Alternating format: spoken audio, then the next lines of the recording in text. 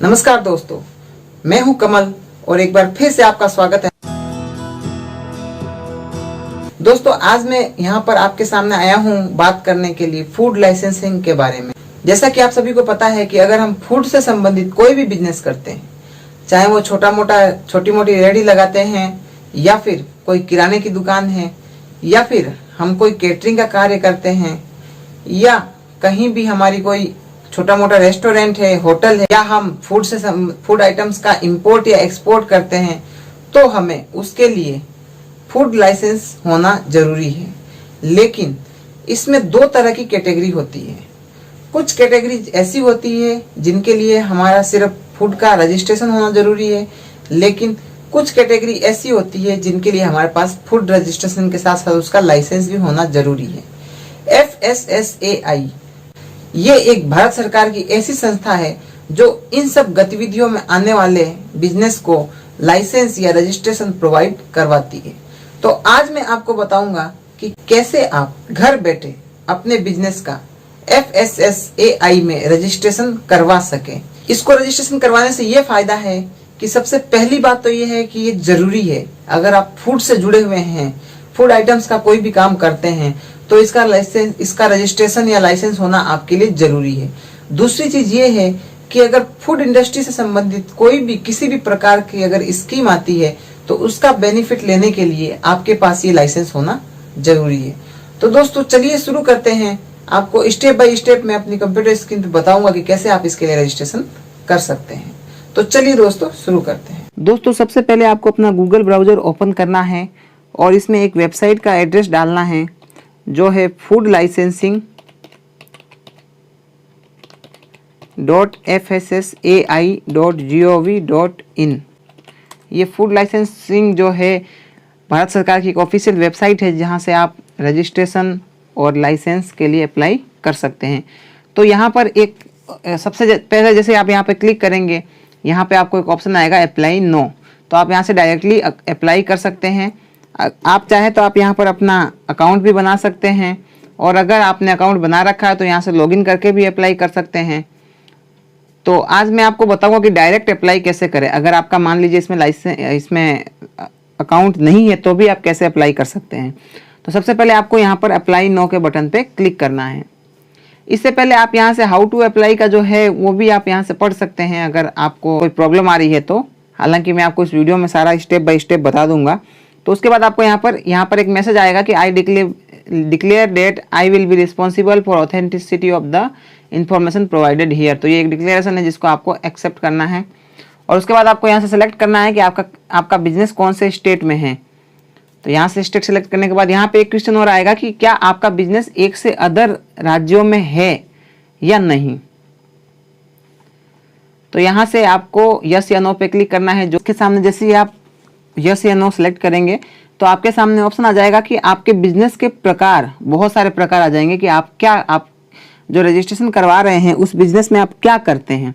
पहला मैन्युफैक्चरर, अगर आप किसी चीज़ के मैन्युफैक्चरर है तो उस मैन्युफैक्चरर के अंदर इतनी सारी कैटेगरीज है, इनमें से कौन सी कैटेगरीज में आपका बिजनेस आता है।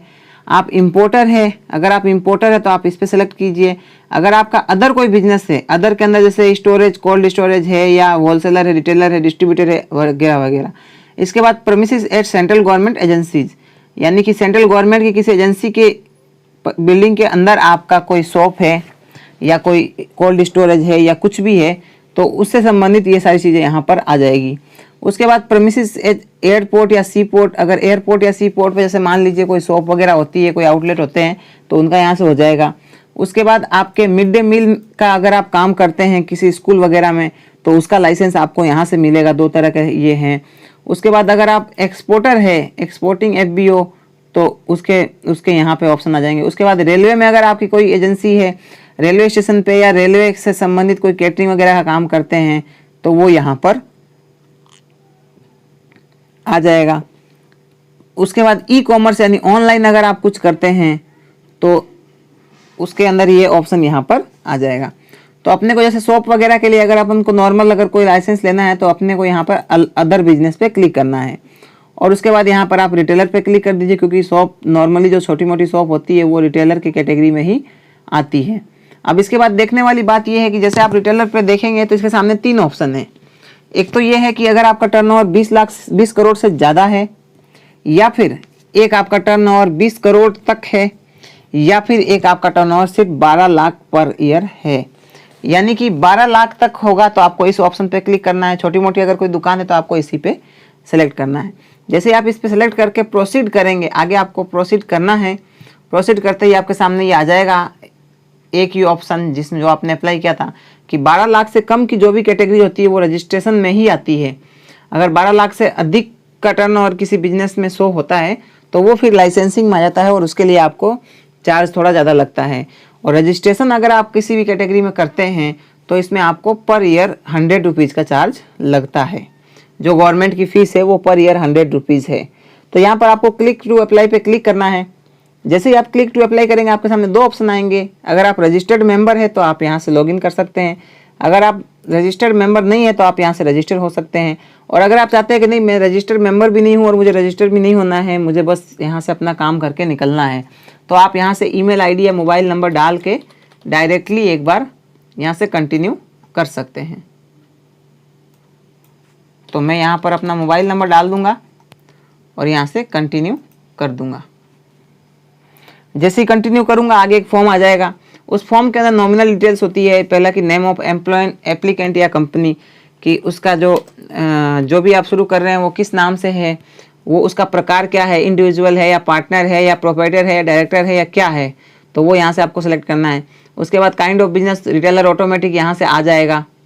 उसके बाद आपको यहाँ से अपना एड्रेस सेलेक्ट करना है, स्टेट अपने आप आ जाएगा, बाकी चीज़ें आपको सेलेक्ट यहाँ से करनी पड़ेगी। तो आपने यहाँ से मान लीजिए हमने एड्रेस सेलेक्ट कर लिया अपना, जो भी आपका एड्रेस है वो आपको सेलेक्ट करना है, आपको पिन कोड अपना भरना है। उसके बाद अगर आपका ये एड्रेस कॉरेस्पॉन्ड एड्रेस और ये परमिसेस का एड्रेस सेम है तो आपको यस करना है, अदरवाइज कॉरेस्पॉन्ड एड्रेस आपको यहाँ पे डालना है। यहाँ पर आपका contact number mobile number automatic आ जाएगा। ईमेल आईडी अगर आपके पास है तो ईमेल आईडी डाल सकते हैं और कॉन्टैक्ट पर्सन का नाम आप यहाँ पर लिख सकते हैं, जो भी आपके यहाँ पे कॉन्टैक्ट पर्सन इस चीज़ के रहेंगे। उसके बाद आपको यहाँ पर ये सेलेक्ट करना है कि आप कितने साल के लिए रजिस्ट्रेशन करना चाहते हैं। तो मैं यहाँ से 1 साल के लिए कर देता हूँ। Plus name of food category, यानी कि आपकी कौन कौन सी जो आप रिटेलर जो आपने सेलेक्ट किया उसमें इतनी सारी कैटेगरीज है, तो आप कौन सी कैटेगरीज को आप सेलेक्ट कौन सी कैटेगरी आपके यहाँ पर अवेलेबल होती है। तो आप जैसे मान लीजिए अगर कोई बेकरी प्रोडक्ट, अगर किसी की बेकरी की दुकान है और वो अप्लाई कर रहा है तो ये बेकरी प्रोडक्ट पे सिलेक्ट कर लेगा। अगर कोई डेयरी प्रोडक्ट्स पे क्लिक कर रहा है तो डेयरी पे क्लिक कर लेगा। अगर कोई फैट या ऑयल बेचा है तो ये अपने अकॉर्डिंग जो भी है उसमें से एक पे सेलेक्ट कर लेना है और इसको सेव एंड ऐड कर लेना है। जैसे ही आप सेव एंड ऐड करेंगे यहाँ पर ये दिख जाएगा और यहाँ से आप 1 से अधिक कैटेगरीज भी सेलेक्ट कर सकते हैं। उसके बाद आपको पर्सनल आइडेंटिफिकेशन डिटेल डालनी है, मतलब कि यहाँ पर आपको अपना फ़ोटो डालना है और साथ ही साथ यहाँ पे आपको अपना आईडी कार्ड कुछ भी डालना, आधार कार्ड या कोई driving licence, PAN card, passport वगैरह आपको कोई भी एक यहाँ से सिलेक्ट करना है और वो यहाँ पर पीडीएफ फाइल यहाँ पर डालनी है और इस पर डाल कर आपको अपलोड करना है। अपलोड करते ही वो सामने फाइल दिख जाएगी। इसकी साइज मैक्सिमम 3 KB होनी चाहिए। तो यहाँ से आप सेलेक्ट कर लेंगे तो यहाँ पे दिख जाएगा कि आपकी फाइल सेलेक्ट यहाँ पे अपलोड हो चुकी है। अगर आप यहाँ से देखना चाहते हैं तो इस पर क्लिक करके देख सकते हैं। उसके बाद एक डिक्लेरेशन फॉर्म आता है जिसके अंदर कुछ डिटेल होती है। यहाँ से मैं डाउनलोड करके आपको दिखा देता हूँ। ये फॉर्म आपको यहाँ से डाउनलोड करना है। इंग्लिश पे क्लिक करेंगे तो इंग्लिश में डाउनलोड हो जाएगा, हिंदी पे क्लिक करेंगे तो हिंदी में डाउनलोड हो जाएगा। तो आपको ये एक बार यहाँ से सेलेक्ट कर लेना है और यहाँ से डाउनलोड कर लेना है। डाउनलोड करके इसका प्रिंट निकाल लेना है। प्रिंट निकालने के बाद आपको यहाँ पर अपने साइन करने हैं। कुछ डिक्लेरेशन है कि जो भी मैं कह रहा हूँ वो सही है और मेरी आय जो टर्नओवर है 12 लाख से कम है वगैरह वगैरह, जो भी इसके नियम एंड कानून है उनको मैंने अच्छी तरह से पढ़ लिया है। वो सब चीज़ें पढ़ने के बाद आपको यहाँ पर साइन करना है, अपना नाम लिखना है और यहाँ पर डेट और प्लेस लिखना है और फिर इसको स्कैन करके PDF फाइल के रूप में यहाँ से यहाँ पर अपलोड करना है। तो यहाँ से मान लीजिए मैं एक बार इसको अपलोड कर देता हूँ। उसके बाद इसको सेव एंड ऐड पे क्लिक कर देना है। जैसे ही आप सेव एंड ऐड पे क्लिक करेंगे ये यहाँ से ऐड हो जाएगा। और उसके बाद आपको अदर डिटेल डालनी है कि भाई अगर आपका बिजनेस स्टार्ट नहीं हुआ है तो वो कब से स्टार्ट हो रहा है, तो वो आपको यहाँ पे डेट सेलेक्ट करनी है। उसके बाद अगर सीजनल बिजनेस है तो वो कब से कब चलता है वो आपको यहाँ पे डालना है। सोर्स ऑफ वाटर सप्लाई, पानी की जो सप्लाई है वो पब्लिक होगी या प्राइवेट होगी या कुछ और होगी। अगर जैसे मान लीजिए कोई बड़ा बिजनेस है जिसमें पानी बहुत चाहिए तो उसके लिए एक अलग से कनेक्शन लेना पड़ेगा, तो वो चीज़ें यहाँ पे अलग डिटेल डालनी है। और यहाँ पर एक चीज़ और है कि whether any electric power is used in manufacturing of food item, तो अगर यहाँ पर है तो यस डालना है। यस डालने के बाद और हॉर्स पावर कितना यूज किया जाएगा वो यहाँ पर आपको डिटेल डालनी है। अगर नो है तो इसको नो करके और फिर सेव एंड नेक्स्ट पे, जैसे ही आप सेव एंड नेक्स्ट पे क्लिक करेंगे, यहाँ पे आपको वाटर का जो सेलेक्ट करना था वो करने के बाद आपको सेव एंड नेक्स्ट पे क्लिक करना था। जैसे ही आप सेव एंड नेक्स्ट पे क्लिक करेंगे यहाँ पर एक फॉर्म जनरेट हो जाएगा, फॉर्म ए। इसको आपको फिर यहाँ से प्रिंट करना है, यानी कि डाउनलोड करना है। डाउनलोड करने के बाद आपको इस पे साइन करने हैं। ये एक तरह से प्रीव्यू होता है जिसमें आपने जो भी डिटेल्स डाली है उसका वो सारा आपके यहाँ पे इसकी समरी आ जाती है। आपको उसको अच्छे से पढ़ना है। पढ़ने के बाद इसका प्रिंट निकालना है और प्रिंट निकालने के बाद यहाँ पर एप्लीकेंट का साइन और यहाँ पर प्लेस और डेट लिख के इसको वापस स्कैन करना है। स्कैन करने के बाद यहाँ पे चूज फाइल में जाकर इसको चूज करके और इसको यहाँ से अपलोड करने के बाद आपको यहाँ से इस पे सबमिट करना है। सबमिट करते ही आपके सामने ऑप्शन आ जाएगा पेमेंट का, आपको यहाँ से पेमेंट करना है और पेमेंट करते ही आपका जो है एप्लीकेशन वो सक्सेसफुली सबमिट हो जाएगा। उसके बाद जो भी संबंधित अधिकारी है वो एक बार आपके वहाँ आएंगे, चेक करेंगे और अगर उनको अच्छा लगता है तो वो आपको उसको अप्रूव कर देंगे। हालांकि इन सब छोटे रजिस्ट्रेशन के मामलों में ये विजिट है वो नहीं होती है, बहुत कम मामलों में ही होती है, तो ये आपको ऐसे ही 2 से 3 दिन में यहाँ से डाउनलोड कर सकते हैं। तो ये था दोस्तों FSSAI के अंतर्गत फूड लाइसेंस या फूड लाइसेंस रजिस्ट्रेशन करने का पूरा प्रोसेस। अगर आप CSC, ई-मित्र या कोई प्रज्ञा केंद्र या जन सेवा केंद्र या कॉमन सर्विस सेंटर चलाते हैं तो आपके लिए ये वीडियो बहुत ही इम्पोर्टेंट है। आप अपने एरिया में रहने वाले किसी भी किराने की दुकान, पानी पतासे वाले का ठेला या सब्जी बेचने वाला या किसी भी प्रकार के ऐसे बिजनेस जो फूड से संबंधित है, फूड आइटम से जुड़े हुए हैं, उनका इस तरह से रजिस्ट्रेशन करने में उनकी मदद कर सकते हैं और प्रॉफिट कमा सकते हैं।